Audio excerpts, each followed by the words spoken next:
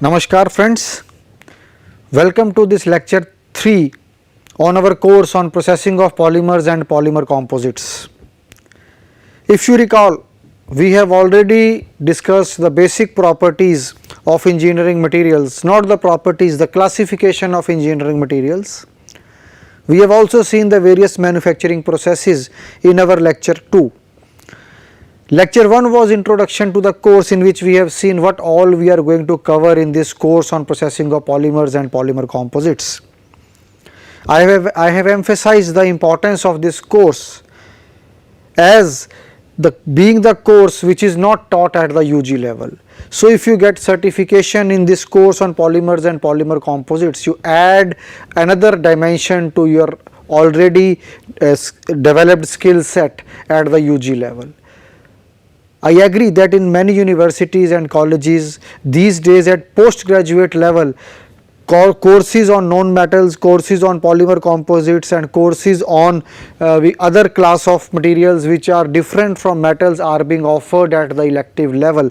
But at UG level there is no such course available in which we study the polymers and the polymer based composites. And I have experienced this, that when we go for interviews and we ask the students that what all materials you can tell us that can be used for engineering applications, mostly the knowledge is limited to metals and the processes related to metals. Whereas if you see, number of other products or other materials are being developed which are quite different from metals. So, our course is focusing on one class of materials, that is polymers, and another advanced form of polymers, that is polymer based composites. So, in the last two lectures we just had introductory aspects of different types of engineering materials and processes. Today we will start our discussion on the basic aspects of polymers and how they are classified, what are thermosets and thermoplastics, and what are the various types of thermosets and thermoplastics, what are the application areas of thermosets and thermoplastics, and try to see the molecular structure of these materials. Why? Because the basic understanding of a polymer is necessary, then only we can understand the various processes that are used to convert these polymers into the tangible or engineering products. So, polymers are basically the raw material which we will use to convert it into a tangible product. Example can be anything. The toothbrush that you use in the morning may be made up of a polymer material. The plastic bucket that you use to go to the bathroom and take your bath is made up of a plastic material. So, you have plastics or polymers all around you. Even the switchboards that you use, electrical switchboards, also are polymers. So, if you see, you have polymers all around you. So, we need to understand that what is this particular type of polymer, number one. Number two, we need to understand that how this particular product may have been manufactured. So, these are the two important things with which we are focusing our attention, or on which we are focusing our attention. So, our attention as the course is polymers. So, our first attention is on polymers, and then our attention is on polymer composites, and in totality our attention is on processing aspects of polymers and polymer composites. So, there can be a course only on polymers in which we will be discussing the basic concepts of polymers, how they are synthesized, what are the various characteristics, what are the chemical reactions that are done to develop a particular type of a polymer. But our focus is not on the polymers, our focus is on the processing aspects of polymers. So, we will not be going too much into the depth in context of the polymers, because we have 20 hours of discussion available with us, and we want to learn most important processes that are used for converting the polymers into the tangible products. So, the polymers basically are dealt by the researchers, the scientists, the engineers from the chemistry as well as the chemical engineering background. So as a mechanical engineer, my job is to take a polymer which has been synthesized, which has been developed, which has been invented by a chemist or a chemical engineer, and to develop a process, to develop an engineering process which can convert that polymer into the final product. So our focus today also will be on the broader picture of the polymers. We may not be going into the detail that how a polymer is synthesized, and we will then see in our subsequent discussion, in our subsequent lectures, that how these polymers can be converted into the products. Today also we will try to see, maybe in the next half an hour of discussion, that a particular process through which a polymer can be converted into a product. So let us start our discussion with the discussion on polymers, and the other generic name is plastics. So on your screen you can see plastics. Let us define them from the very beginning. The word plastic comes from the Greek word plastikos, and plastiko means able to be shaped and molded. So the title of our course, processing of polymers and polymer composites, is this definition summarizes the title, that is able to be shaped and molded. That is that this is a material which we can give any shape, we can mold it as per our requirement. So plastics are materials, from their basic definition, those materials which can be shaped or molded, and that is the thing that we want to take and utilize it for converting these novel materials into the tangible products, or to convert these raw materials into the final product. So plastics broadly are classified as thermoplastics and thermosets. So first classification, maybe somebody may ask you a question that how the plastics can be classified. You can very easily answer that they can be classified as thermosets and thermoplastics. Now let us try to see the difference between the thermoplastics and the thermosets. Thermoplastics, you can have a definition on your screen: a material that cures reversibly. Reversibly is highlighted here, and softens when heated above the glass transition temperature or melting point, as well as becomes hard after cooling, is called a thermoplastic. So very basic fundamental definition, that it cures reversibly. So reversibly means that once you give a particular shape to any thermoplastic, if you heat it again, it will again come back to its original form or shape. So originally maybe it can be in the form of a small block. You heat it, give it a particular shape, again when you will heat it, it will come back to its original form. So a material that cures reversibly, reversibly means it is reversible in nature. The material itself is reversible, it can come back to its original form. So it softens when you heat it, and it becomes solid after cooling. So these are the 2-3 important points related to the thermoplastics. So thermoplastics, why this type of phenomenon occurs, that also we need to understand. When we differentiate between a thermoplastic and a thermoset, we need to understand that why thermoplastics cure reversibly and why thermosets cure irreversibly. That also we need to understand. So we will try to answer that question also in today's discussion. So thermoplastics have a linear or branched molecular structure. So here we can see on your screen, there is a linear structure. This is the molecular structure of a general thermoplastic. We will take some examples of thermoplastics also and see the monomers that are used as which polymerize to give us a thermoplastic chain. We will see that. So this is a general structure of a thermoplastic which is linear in nature, whereas when we will see a molecular structure of a thermoset, it will be entirely different from the molecular structure of a thermoplastic. So once again, to summarize this slide, we can just remember 2 or 3 words. That is, first word can be thermoplastics cures reversibly. They soften when they are heated and they regain their original shape. So if or form. So if we remember these 2-3 sentences or catchwords, we can very easily explain the difference between the thermoplastics and the thermosets. Now what are the properties of general thermoplastics? There can be exceptions, but these are the properties that are generally available in case of thermoplastics. The notable properties of the thermoplastic materials are high strength and toughness, better hardness, chemical resistance, durability, self lubrication properties, transparency and waterproofing.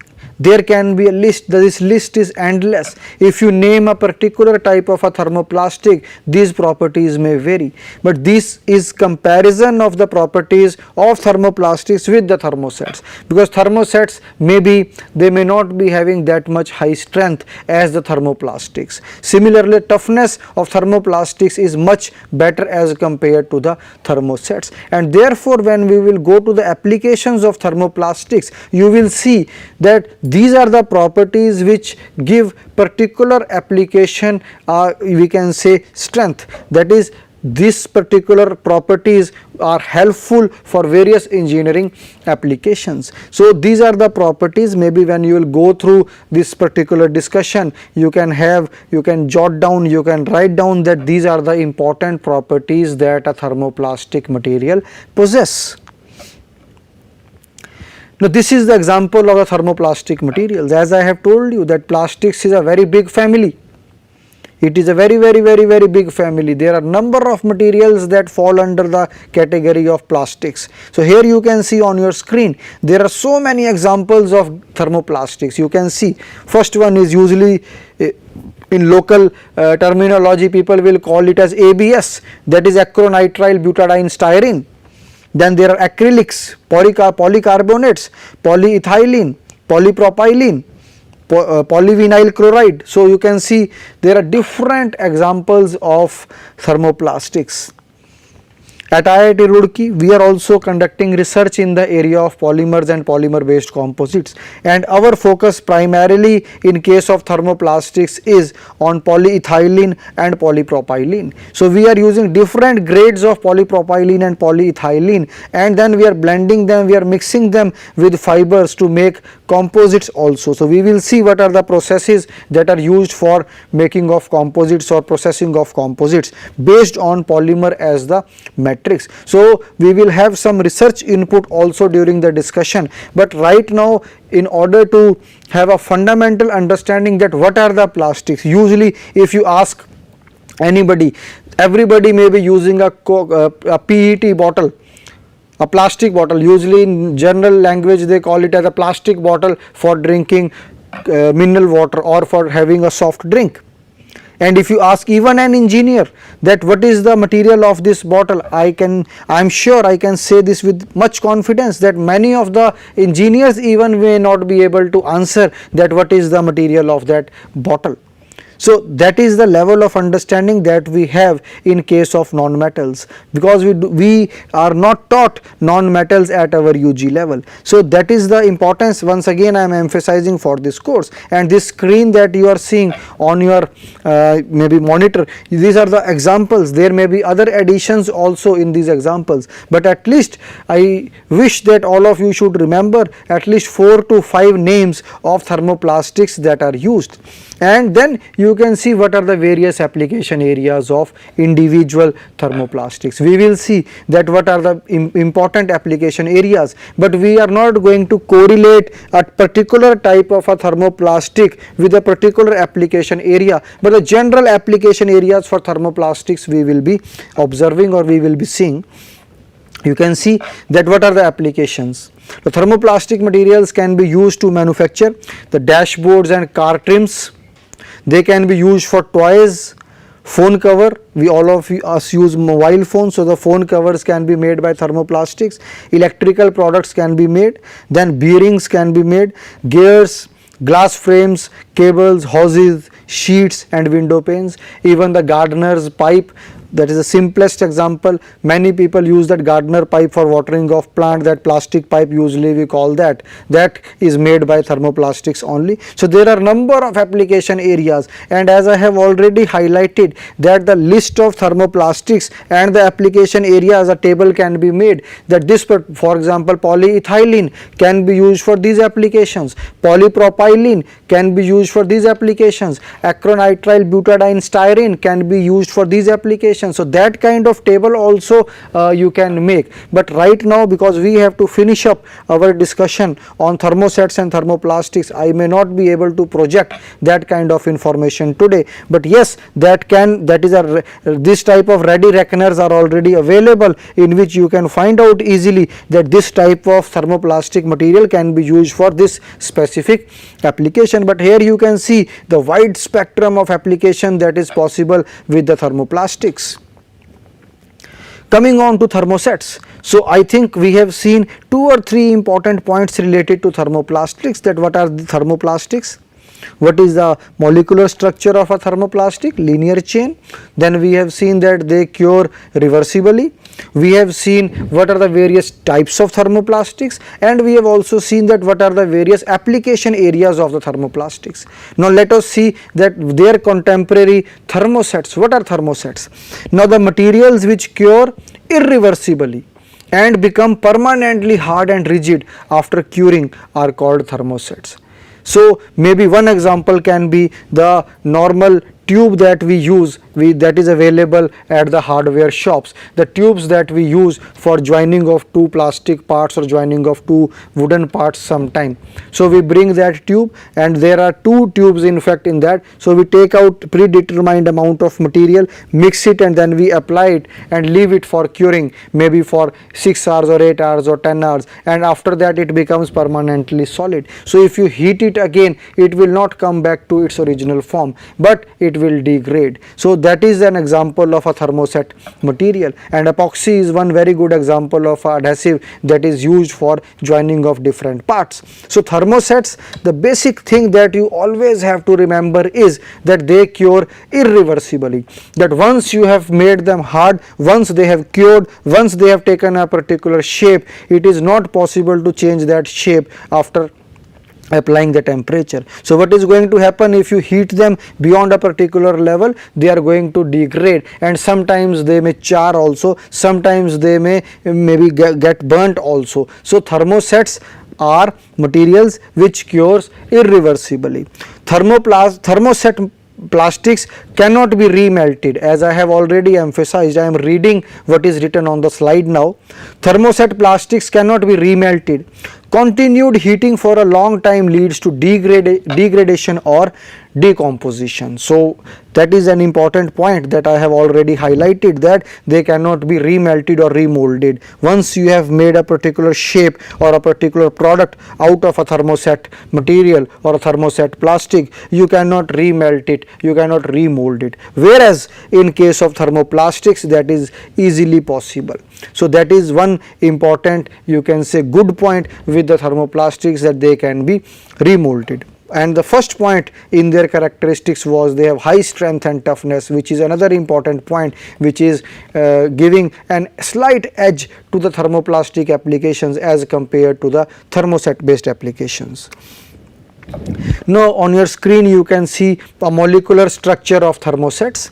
So you can see here there is a cross linking of the molecular chains. So here you can see thermosets have 3-dimensional network of covalent intermolecular bond. So there is no linear structure here, there is a 3-dimensional cross link structure which do not allow the remelting of these materials. So the difference between thermosets and thermoplastics is that in thermoplastics there are linear chains and they can slide, these chains can slide, and therefore the materials can be remolded or remelted, whereas in case of thermosets you form a very strong bond, there is a 3-dimensional network that is formed, and therefore the remolding and the remelting is not possible, and therefore they cure irreversibly. So this difference should be clear to the learners, to the beginners who start studying about the polymers specifically when they want to differentiate between a thermoset and a thermoplastic, we must be able to explain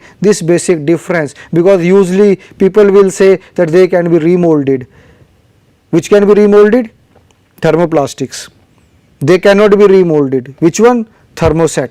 So thermoset cannot be remolded, thermoplastic can be remolded. Next question will be why, and that answer to that why should be known to you at the molecular level, that what is happening, what type of molecular structure is there, how the chains are oriented, how the chains are aligned, what type of bonds are present in the thermosets and thermoplastic. Based on that you can very easily explain that because of this type of structure thermosets cures irreversibly, because of this type of structure thermoplastics cure reversibly. So that thing should be absolutely clear in mind of each and every learner, so that we can go to next level and we can learn all the processes, and we can say compression molding, injection molding, extrusion, filament winding, pultrusion. We may know maybe 50 processes, 60 processes. Until and unless we are able to explain the difference between a thermoset and a thermoplastic, all that knowledge may be irrelevant. So the fundamental knowledge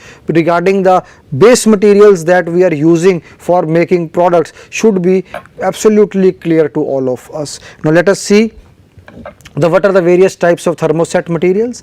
So we can have alkalides, we can have amines, epoxy, bakelite, polyester. On your screen you can see number of examples. There can be other examples also.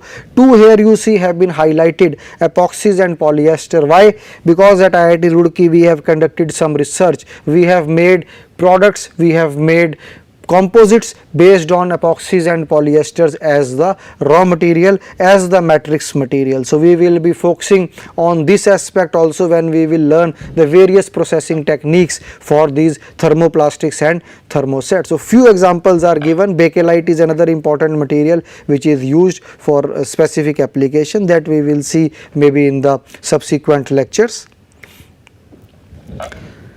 Now what are the various application areas of the thermosets? We can see electrical equipment. Now you can see electrical equipment both.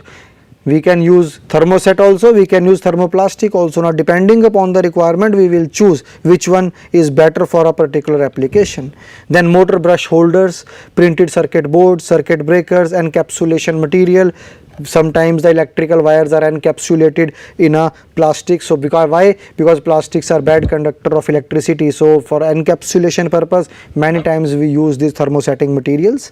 Spectacle lenses, kitchen utensils. So number of applications are there for thermosets also, and we have seen that there are number of applications for thermoplastics also. So we will see that once we make the products out of these thermosets and thermoplastics, what are the specific applications where they are used. Right now we are having a very general view of the applications, but when we will go to the processing techniques we will go for the specific applications for which a particular process is being used. Now to wind up today's discussion, let us see a broad classification or the structure of plastics. We can see the plastics can be linear, they can have branch structure, they can have a cross-linked structure, and they can have a network structure.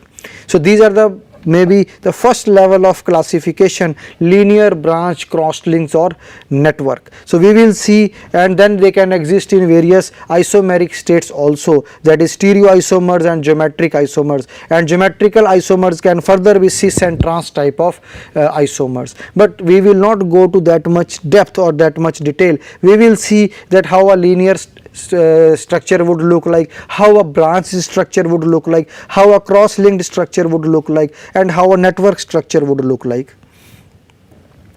So on your screen you can see a linear structure. There are two chains here.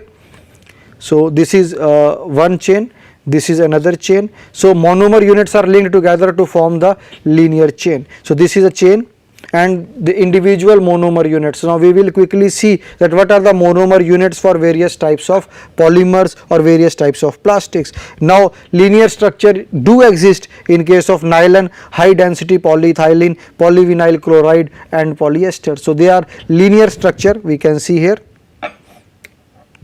Then there can be branch structure. The monomers are joined to form long chains with branches of different lengths. Here we can see there is a branch structure, there is another branch coming out from here. This is linear chain, but then there are different branches also. Such type of arrangement is called the branch structure. Examples are also given: starch, glycogen, and then polyethylene. We can have a cross-linked structure. The monomer units are cross-linked together to form a cross-linked chains. Chains are connected by covalent bonds. We can see example is rubber and bakelite. If you remember, bakelite is an example of a thermoset, and therefore we can say that thermosets have cross-linked structure.